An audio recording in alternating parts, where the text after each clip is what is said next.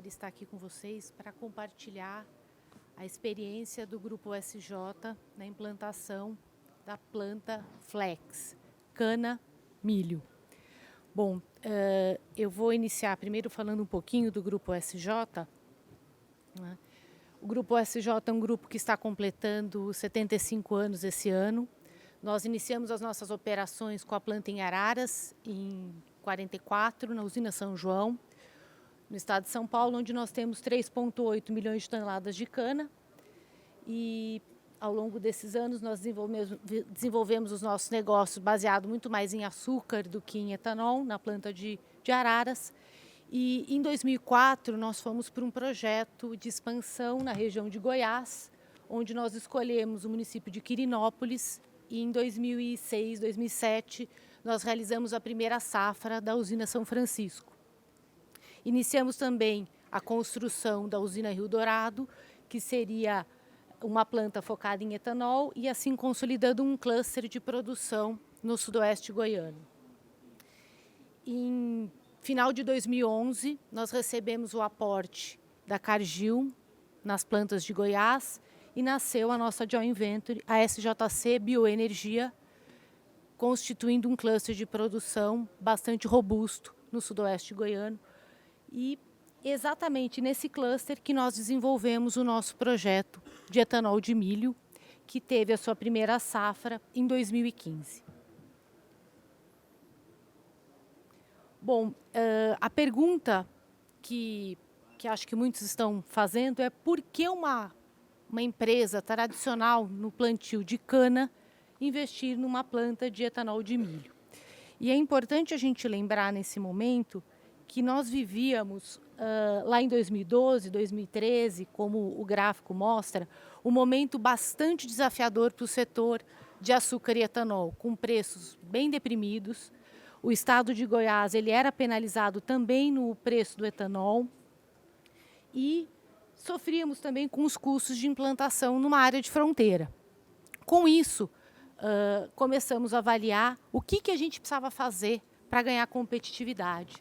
Então, o nosso projeto, ele nasceu com o cunho de buscar competitividade, ele nasceu de dentro para fora. Precisávamos continuar ganhando escala, precisávamos viabilizar o nosso negócio e não conseguíamos olhar um cenário que não fosse usando melhor os nossos ativos. Nasceu, então, a ideia, devido ao conhecimento do nosso sócio Cargill sobre o mercado de etanol de milho, assim como o suprimento de milho global e local, nasceu a ideia de se estudar uma planta de milho para tentar buscar uma operação na entre-safra de cana. Tínhamos também uma excelente plataforma implementada já nesse momento, com 3 linhas de operação para cana, com bastante eficiência energética, o que nos dava um balanço muito eficiente, bastante excesso de bagaço, fundamental aí para rodar a planta de milho. No momento, investir em cana era inviável, o custo era muito alto, as margens do etanol muito deprimidas e também não tínhamos financiamentos adequados para a expansão que não fossem ligados à linha de inovação. Nasceu então o projeto de milho, com o objetivo de produzir etanol e os coprodutos, aumentando assim a utilização da planta já existente. O objetivo era operar exclusivamente na entre-safra, com 150 dias de operação, produzindo 475 mil litros de etanol. Dessa forma, otimizando a estrutura e buscando redução dos custos operacionais. Queríamos também explorar o potencial energético do bagaço, que na realidade lá no nosso cluster era até um problema, a quantidade de bagaço excedente que a gente tinha nas duas plantas. Fomos visitar as operações de etanol de milho dos Estados Unidos, entender a dinâmica não só de operação, mas também de mercado. E com isso a nossa planta ela nasceu para uma operação de entre-safra de 250 mil toneladas de milho ano, já extraindo, além do etanol, a fibra, a proteína, o óleo de milho e os solúveis. Bom, como todo projeto pioneiro, vários desafios foram encontrados. precisávamos acertar a tecnologia, qual o nível de investimento, qual o retorno era possível para cada nível de investimento. E também precisávamos adaptar essa tecnologia, basicamente americana, para o modelo operacional brasileiro. Tínhamos como meta utilizar o máximo dos ativos de etanol de cana para conseguir reduzir o investimento. Precisávamos entender o suprimento de milho, assim como produção e o mercado dos coprodutos. E também precisávamos chegar no modelo de negócio inovador para acessar fundings competitivos.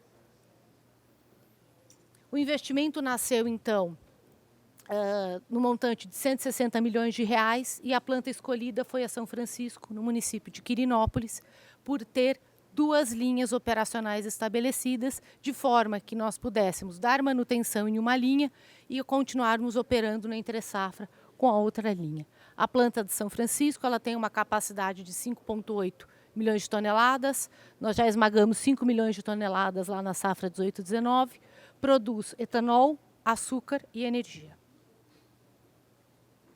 Bom, vamos falar um pouquinho do suprimento de milho. O nosso posicionamento logístico para a compra do milho de Goiás era muito interessante, assim como todo o fluxo de etanol, de milho do Mato Grosso, que acaba passando muito próximo das nossas plantas para atingir o Porto de São Simão, assim como Paranaguá e Santos. Também a gente observou que nós tínhamos uma vantagem competitiva para a aquisição do milho, porque nós tínhamos um posicionamento logístico bastante adequado se comparado com o milho, ao suprimento de milho do estado de São Paulo. Então, pelo gráfico, a gente observa que existe um diferencial grande do preço de milho quando a gente compara Mato Grosso, Goiás e São Paulo. Goiás, base Rio Verde, que é bem próximo da nossa planta de Quirinópolis.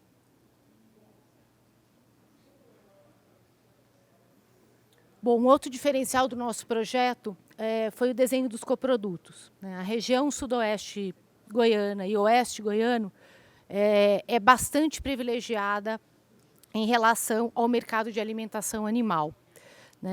Temos forte pecuária de corte de leite na região e também, num raio de 300 quilômetros da nossa planta, a gente conseguiria colocar os nossos coprodutos, inclusive buscando o valor agregado. Outro conceito bem importante que nós aprendemos lá na visita com os nossos colegas americanos foi o conceito de Net Corn Cost. E o que significa isso? A indústria americana, ela entende o coproduto do milho como uma forma de baratear e aumentar a competitividade da compra do milho.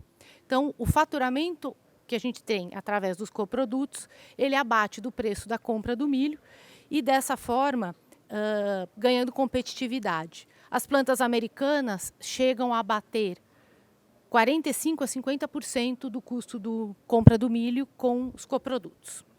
O nosso projeto foi desenhado com potencial para atingir isso.